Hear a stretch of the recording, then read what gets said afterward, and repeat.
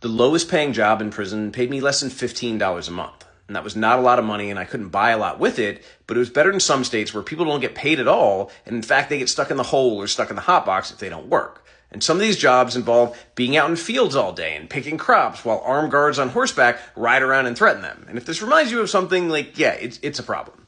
But Virginia didn't have that, thankfully. We had a pay scale from 27 to 35 to 45 cents an hour, depending on whether the job was considered unskilled, semi-skilled, or skilled.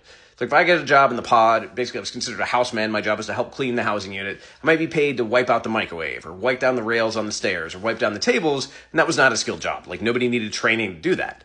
But if I was cleaning the shower and there was a higher expectation, even though it wasn't technically a more skilled job, they would pay you more. They would pay you semi-skilled hours. But if I was running the buffer and stripping and waxing, that was considered skilled. Just like when I worked in the law library, just like when I worked maintenance, just like people who worked in the school, there were jobs that were considered skilled, so you got paid more. So the most I got paid was 45 cents an hour for 30 hours a week, and most jobs only paid 30 hours a week. Now, if you knew the right person or somebody could call in favors or you were telling on people or whatever, you might get a 40-hour a week job, but yeah, it was not normal. So that was paying me $54 a month, except on months that were 5-week pay periods. So I knew, okay, I got $54 coming in, I can buy my coffee, I can buy my deodorant, I can buy my toothpaste, I can buy my soap, I know what I can get with that money, and I usually had things scripted out. So when I was going to commissary, it wasn't like, oh, well, what am I going to get today? It's like, no, this is how much money I have, this is what I'm going to get.